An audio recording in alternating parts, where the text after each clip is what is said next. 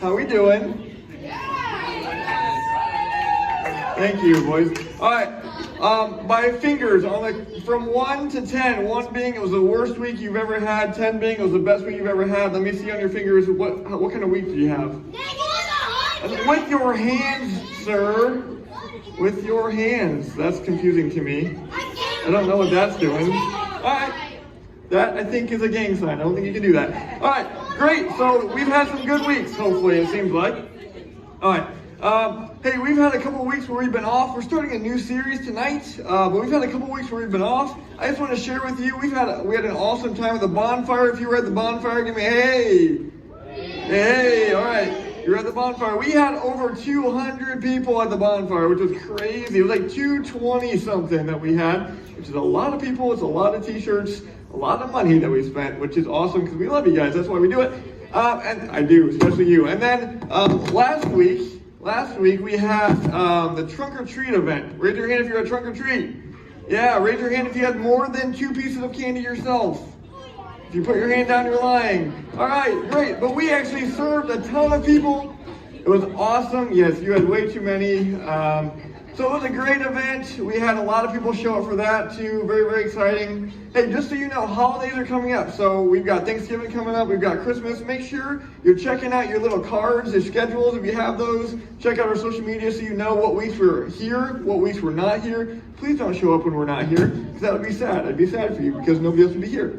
And you wouldn't be able to get in because the doors would be locked. So there are a couple weeks coming up where we will not have programming. Please make sure you're checking with the schedules.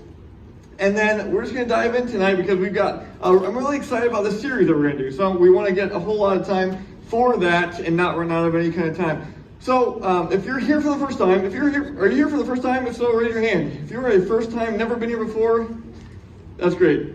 Yeah, a couple in the back maybe. Okay, awesome. Hey, if it's your first time or you haven't met me yet or we haven't connected in some way, hey, I'm Brennan. I'm the middle school pastor here at GSM. We're so glad that you're here. I'd love to meet and get to connect with you guys.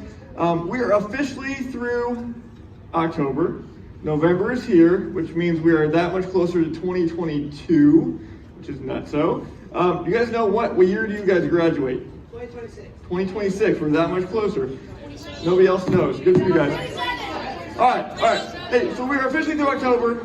We're into November, and this time of the year is kind of fun, right? So this time of the year is really fun because we get to go, it seems like we go from like one holiday to the next, right? We get to celebrate a lot the last few months that we have. So like, we just celebrated Halloween, and then we get to celebrate Thanksgiving this month, and then next month we get Christmas, and then we get New Year's. So like, a lot of fun stuff coming up and Hanukkah, I'm sorry, yes, you're right. A lot of fun things coming up the last few months of the year. So there's just always something fun to look forward to. Obviously, we just finished up Halloween. Okay, we just had the trunk or treat. But before that, we finished up a series that we did in October, if you were here, called, it's about the miracles of Jesus, right? It was called Not Witchcraft Miracles. If you missed any of those, you can always go back and watch on the YouTube that we have for our GSM page. And then the last couple weeks, like we mentioned, we've been out doing the bonfire. We've done outside the normal, usual flow of the night. Sorry, stick with me here. I don't know what's going on, but we've been outside the normal. Okay, and then we had our trick or treat event, and like I said, we served a lot of people, over almost 700 people, so like 680 something people that came through the line at trunk or treat that you guys served, put a bunch of candy in. It was an awesome event. You guys served super, super well. Super proud of all of you guys, right? 6th grade, all of 8th grade, we're very, very excited. You guys did a great job serving. But like we mentioned before, Halloween is over and done with, and November is devoted, stick with me, is devoted to Thanksgiving. You know, honestly, I hesitate, we're good. I hesitate to have a series in November about Thanksgiving because, like, while it makes sense to do that, I want us to get to a spot at GSM Middle School where, like, all year round we're celebrating Thanksgiving, right? We can be thankful all the time. And so I kind of hesitated to say we're going to have a series in November all about Thanksgiving, but we did anyways, right? I want us to get to the point where we celebrate, we're thankful all the time in every season, but we decided to do a series anyways. So we're going to start that series like I mentioned, but to start that, I have a question for you. I have a question. Have you ever wondered to yourself, or wondered out loud, God, what is your will for my life? I mean, what is your plan? What is your will for my life? Many of you maybe you're like, I don't know. Yeah, exactly. I don't know. But I know I've asked the question. Okay, actually in my life, I know there have been times where I say, God, what are you trying to do with me? What is your will for me? What is my purpose here? And what am I supposed to do while I'm here? So I've asked that question. Maybe you have too. And actually, I want to share with you because there's actually a spot in the Bible that talks specifically about what God's will for your life is. But can I share that with you? I'm going to anyway. So I want you to turn with me. If you have your Bibles, you can turn to 1 Thessalonians, that's back, New Testament. But also, if you have your phone, you can get out the Bible app. You can do the U version that we have. You can follow along as always with the U version. But I want us to get into this passage that talks about what God's will for our life is before we can go any deeper. Okay, so 1 Thessalonians 5:16 to 18. It says, "Rejoice always, pray continually, give thanks in all circumstances, for this is God's will for you in Christ Jesus." Pretty plainly put here, right? This is God's will for you in your life. And so, rejoice when? Rejoice always. Right? Pray how often? Pray continually. Give thanks in what way? Give thanks in all circumstances. This is your will, God's will for you and for me. So I know what you're saying. This sounds great, right? This is a model of how we should be living our life, correct? Like this is what God is going to do. Our will, God's will for our life is to be these three things: rejoice always, pray continually, give thanks in all circumstances. But that's actually really hard to do sometimes. I agree. And so what you might be saying is, okay, that sounds good, but is that even really doable? Like, is that even really, like, in every circumstance I'm supposed to give thanks? Like, all of them? Like, no matter what? Is this even doable? Has anyone even done this before, or is this just something that's like a lofty goal that's we're not able to attain? And so I want to introduce you to a guy named Paul. So I think Paul started to get this thing towards the end of his life, and so I want to share with you this guy named Paul. And I want to give you a little background into Paul. Okay? So this guy named Paul, we read a lot about him in the New Testament. He's one of the people who's talked about a lot in the New Testament. But Paul was actually started out as a guy named Saul. Okay? So Saul was this man who hated Christians. He hated everything they stood for. And actually what he did was he would go around and he tried to find Christians to kill them. He would murder them. He would behead them. And he didn't like what they stood for, didn't like what they did, and so he tried to find them, kill them. So Saul didn't like Christians, right? And so one day, as he's walking down the road to try and find Christians to kill, literally, God meets him, and this bright light, almost as bright as this one right in my face, shines down on Saul, on this road, outside road. Just the sun beats down on this guy, and he becomes blind. Like it literally blinds him. And God meets with him, and he talks to him, and he says, what you're doing is wrong, like I want you to change your ways. And so he meets God in this really, really cool way, but he becomes blind. And so the story continues. He actually was cured of his blindness by a Christian man, right? And he believed in Jesus. He became a Christian. He changed his name from Saul to Paul. He's one of the few people in the Bible that talks about that they changed their name. And so Saul becomes Paul. And this guy, Paul, became one of the great missionaries that we read about in the Bible. He goes near and far and he tells people about Jesus. The same Jesus that he was going to kill Christians because they served him, he's going now to tell others about him. And so they're going far and wide. He's doing this missionary thing, traveling long distances to tell people about Jesus. Now during this time, Paul saw some really awesome things that you would expect when you're doing good things for Jesus, right? There were healings that he saw firsthand. He saw firsthand people go from death to life and begin to understand who Jesus was, and he had these really high highs, and he saw these really awesome things. In the same moment, though, he also experienced some incredible persecution as part of his ministry. In fact, he actually, at the end of his life, was killed for what he believed in. He was beheaded for what he believed in. So the same thing that he was kind of doing, he ended up doing, being at the end of his life, killed and persecuted that way. But he also, through his life, experienced a lot of persecution in the way of actually imprisonment. And part of his story is, on different occasions, Paul found himself in jail, literally in jail, in prison, because of what he was doing for Jesus. See, Paul experienced the highest of highs, like I mentioned, the lowest of lows in this walk with Jesus that he had. And Paul ended up writing some letters while he was sitting in jail. So he ended up writing some letters to churches in the New Testament. And we've read some of them, letters to the different churches in the different towns. But one of these is Philippians. Philippians, and the church that he wrote to is the church of Philippi. And he writes this letter literally from sitting in a jail cell. He's sitting there, probably handcuffed, eating next to nothing, uncomfortable, probably doesn't have guard time like other, I don't know, I've never been to prison, but like I can't imagine it was very fun. And so he's literally chained there, not eating well, not doing well, and he writes these letters to these churches. And in this letter specifically, he mentions this. I want you to turn to Philippians 4:12, or again, follow along with us with where we're going here. Philippians 4:12, and we're going to start just a little bit before that even too. So Philippians, to the church of Philippi, he says, I'm not saying this because I'm in need, for I've learned to be content, whatever the circumstances. I know what it is to be in need, and I know what it is to have plenty. I've learned the secret of being content in any and every situation, whether well-fed or hungry, whether living in plenty or in want.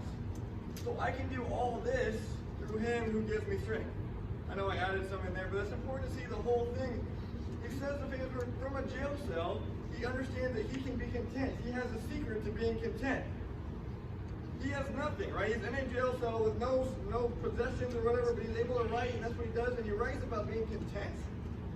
And so what I want to look at is this famous verse, I can do all things who give me strength, who God who gives me strength, because he's learned the secret, right? It's kind of what we're getting at, to be content and to give thanks in all circumstances. He believes now, because he's found the secret, being thankful, trusting God in everything, that he can now do all things through Christ who gives him strength to do so. How cool is it when we actually get to see this verse used in the right context and not just on the iPad or on the shoes of someone on the media, right? And so that's a little bit about Paul. He kind of understood the secret about in all circumstances. You see again this phrase, in all circumstances, or in every situation, he's learned the secret. And so yes, there actually was someone who's kind of figured out this idea of doing this thankfulness thing in all circumstances. So, now that we know what God's will for our life is, and we read that first, and now we know there is actually someone that figured this thing out pretty well in the Bible, we should come to us. So what's next? We should come to us and look at ourselves. If it's God's will for our life to do these things, then we should probably want it too. That should probably be the desire of our heart. If we get this concept of being thankful in all circumstances, then we're set. Because guess what? There's going to be times in life where you feel like you're in a season of plenty. You've got all the things you need. There's a lot of reasons to be thankful. And you're probably going to find yourself other times in seasons where it's going to seem like you don't have a lot to be thankful for. Or you don't have a lot on your plate or to give thanks for. So when we have seasons like that, we now get to figure this out because we're going to be good then for every circumstance that we come to. Remember, give thanks always, for this is God's will for our life. So, in this series that we're going into now, what's going to happen is we're going to look at 3 weeks. We're looking at this idea of being thankful in all circumstances. This week, we're going to look at specifically how to be thankful when you have little or when you're in need. The second week, next week, we're actually going to look at being thankful when we have plenty, which actually, if we're honest with ourselves, is probably where a lot of us are, because we're in America and we're very wealthy based on everybody else in the world, right? So we probably are a lot of times in this area, we have plenty, being thankful when we have much. And it's actually sometimes harder to do. And then the third week, which is the week right before Thanksgiving, we're actually going to have thankfulness stations. The whole night is going to be devoted to hands-on, practical, legitimate practicing this idea of thankfulness. So there's not going to be a message up here, there's not going to be any of that. We're going to have stations around the area that you're going to spend the 45 minutes or whatever we have in here doing. So that's going to be the third week. I'm hoping that this can be actually a springboard to being thankful not just now in November, but throughout the year, because we're learning what it's like to be thankful in every season of life that we find ourselves in. So tonight, being thankful when we have little or nothing. This one's tough for me to teach tonight, if I'm honest with you, if I can be honest with you right now. This one's tough for me to teach tonight because I feel like right now, in life, I find myself currently in a season where it'd be easy to say there isn't a whole lot to be thankful for, God. You're not, where are you sometimes in the seasons that I'm in, I find myself in. There's a lot going on for me personally right now. Back home, I have a little girl, a little baby who is not sleeping, does not understand the concept of sleep or that it's important for anybody. And so there's a lot of restless nights that we spend.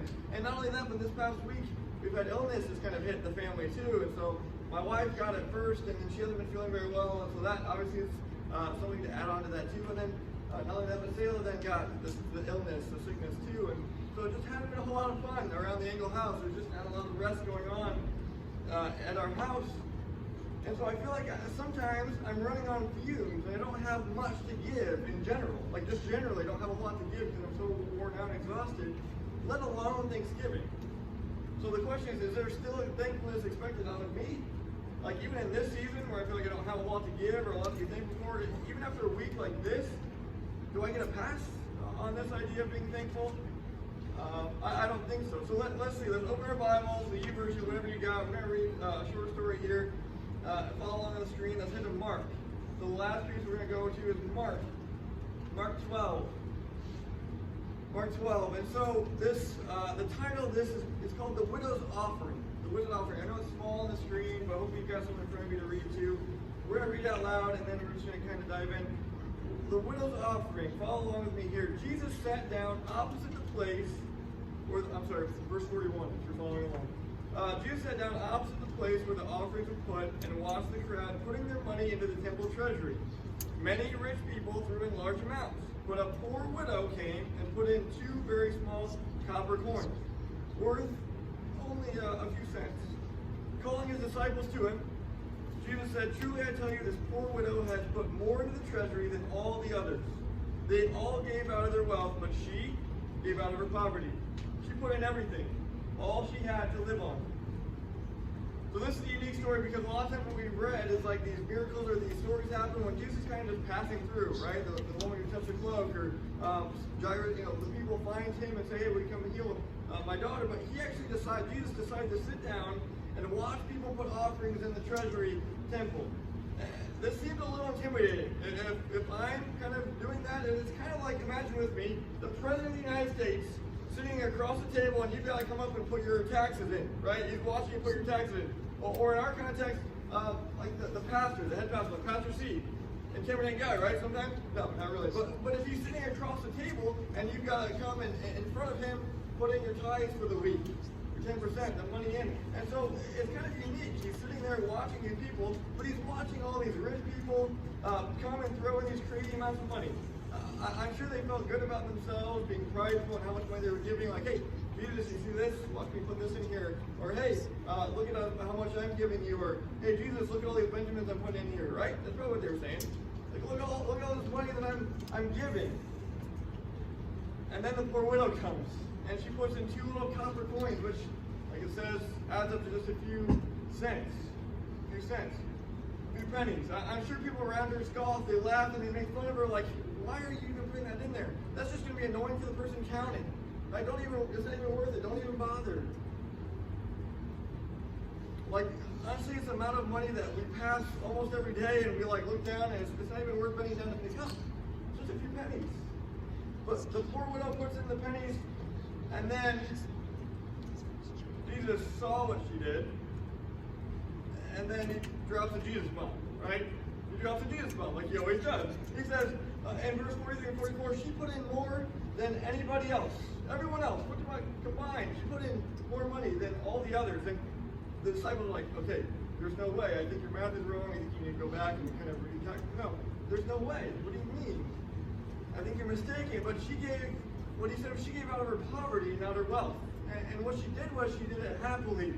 She did it cheerfully. She was so thankful for what she had, even though it was little, that she gave back cheerfully to the Lord. She put in everything she had to live on, and she knew that her happiness and thankfulness should not be dependent on how much she had to give. It shouldn't be dependent on how much she was given. She should be joyful and cheerful, giving back what was even hers in the first place. She was thankful even when she had little or nothing. Not just monetarily, but think about it. She didn't have all the thankfulness, all the things that all these other guys and people had. They were putting in. She didn't probably have all the possessions or all the follower or whatever it was that they had. And so not just monetarily, but she just didn't have much. But she gave when she had little or nothing, and it made a big impact on Jesus that day. which is pretty cool. You can make a big impact on Jesus, you're doing something right. So I want to leave you with some thoughts, some main takeaways. Number one, true joy and thankfulness is not dependent on circumstances. True joy, not happiness, true joy and thankfulness is not dependent on circumstances. Just like in the story, the poor old woman didn't use the fact that her circumstances were bleak to take away her joy or thankfulness. She was thankful even so. She realized that she could be thankful and have joy no matter what, even when things weren't great. They weren't awesome. What about you? What about you? Is your joy, is your thankfulness dependent on your circumstances? Are you only joyful when you have plenty? When God's answering all your prayers and your questions? Or are you joyful and you're thankful no matter what in every circumstance? Number two, true thankfulness, the true stuff, the real stuff, or true thankfulness should lead us to generosity. When we're truly joyful for what we have, thankful for what we have, it should organically and easily lead us to being generous and giving away what we have. When the woman realized that even though she had very little, she could be thankful, she knew what it was to be generous and give to the Lord what she did have out of what she was giving herself. When was the last time that you were generous with what you have? How much you have? When was the last time you were truly generous and you gave so much that it maybe hurt a little bit? But you were generous with what you had. Number three, Jesus cares more about the how than the how much. I think the story is pretty obvious. Jesus cares more about the attitude behind what we do than anything else. Right? The people giving tons of money, they were just giving a small percentage of their wealth, the overflow, right? But what this woman did, she gave everything she had, and she did it cheerfully. The attitude, Jesus cares more about our attitude and how we do, how we give, the thankfulness that we in our hearts, than how much we can give. So what's your attitude like? Where's your heart? And how generous you are and how thankful you are. How are you being thankful? How are you giving? Not how much necessarily are you giving and being generous, but how are you doing it? The attitude behind it. Number four, the last one, again, it's number one, but number four, the secret to being content in every situation. We go back to what Paul said. Paul got it. He knew it, right? The secret to being content in every situation, not circumstantial, is trusting God and being thankful. Two things. Trust God, be thankful. In every situation, in every circumstance. But can you do that? The question is, can you do that? Are you content? Are you able to do that? As we get ready to leave this week, I want to leave with you a challenge. Okay, there's a challenge involved here because, again, there's a lot of things that we could have gotten into tonight that I wish we could have, but I want to leave you a little bit of homework. And I know this is not school, this is church. I get that. I'm understanding. Okay, I'm with you. But this week and next week, I'm going to give you a challenge. I want you to go home this week, between now and Wednesday night next week, I want you to read the story of Job. Job has his own book of the Bible, okay, it's in the Old Testament, it's all this story. I want you to go home and I want you to read that. He was another example of being content, giving things even in the worst circumstances. Like, if you read this story, guys, you'll go in and realize that God, the devil actually came to God and said, please, let me test this guy. I can show you he's not really for you. And God gave him free reign. You guys said, go ahead, you guys, just do whatever you want. And the things that were taken from Job were immense. They were crazy. I want you to go home and read the story. If you read Job, if you look up Job online, however you want to research him and his story, and if you come back to me specifically, your leaders are great, but to me specifically, and you tell me what you learned, what your takeaway is, or what God's teaching you from that story, I'm going to put your name into a big giveaway that we're going to do at the end of the series. And again, I'm going to take your name, and if you do this week's homework, that's great. You'll get your name in one. If you do next week's homework, you get your name in again. If you do both weeks, you got two names, right? You got your name in twice, the drawing more likely to be picked. And so, if you do this, go home, research, study the book of Job as live, come back some point, tell me what you learned, be entered in the giveaway at the end of November. It's a big giveaway. I'm actually really excited about what we're giving away. So not only that, but we want you to actually go home and do this for yourself. This is a great addition that there's a giveaway to this because I want you to do that. I'll tell you next week, but just do it. But be entered in this giveaway. But more than that, even go home and do it because there's this guy. I wish we could have gotten into him. There's no way we could have gotten into him and done all the other stuff tonight and gotten out on time. So go home and do that. That's the homework for the night. The second thing, the last announcement. One more announcement about something coming up I want to make you aware of. November 17th, so that's not next week, but the week after. Again, I just talked to you about we're doing these thankfulness stations, right? We're doing hands-on practice. We're having a week where we take the entire night to do these stations, hands-on, doing all that we're learning. One of these stations is going to be an offering. An offering is a giving of our money, giving of our resources to something like a good cause. So we're going to give this week an opportunity to give whether we have much or we have little, like we're talking about. Being thankful, being generous out of what we have. All the money that we bring in and raise on this night, okay, that's going to be one of the stations, is an offering. All the money we bring in for GSM Middle School is actually going to go to a family in need here in the Grable area. So when we give, it could be $20, it could be $200, but that money is going to go to a family in the Grable area to actually give them a Thanksgiving meal, to supply those things for them this week or this season for Thanksgiving, and give them because out of our thankfulness to the Lord we want to give. So that's what we're going to do. There's going to be more information to come, but I wanted to let you know what's coming up because now you can start saving up. You can start preparing for that. You can be reminded about the opportunity we're asking you, and then as middle school students, as leaders, as groups, I don't care however you want to do it, I want you to think and pray about how you might be able to impact somebody else's life through your giving. It's going to be really cool. Please think and pray about what God might be asking you to do in giving in this offering in 2 weeks. Don't bring it to next week, don't bring it tonight, but on that 17th night, bring the offering that you have so we can give that to someone in our community that could really use it this Thanksgiving. So you're going to go home with a card. I got another one. You got a card. You're going to go home with this. On one side is a reminder about the homework.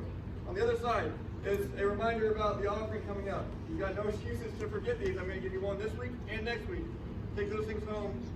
And that's going to be for you to remember the cool things that are going on here in this series. I'm really excited about this series. I think there's a lot that's going to be really cool and powerful. Next week we're going to talk about another, sometimes even tougher topic, which is being thankful when we have much or plenty, which is a lot of us in here. We're going to talk about that and how we can still do that. I'm excited to dive in together next week. Let me pray for us, and then we're going to hand over to Lee and the worship band as they come up and the high school comes in. Let's pray. God, thank you so much for tonight, this opportunity we've had to connect with you and to hear about how we can be thankful in every circumstance, not just in the good, but even when we don't have much or when we're not in surplus. But God, we can give generously, we can be thankful for you all the time. We pray that you would help us to do that, practice that, and to be challenged with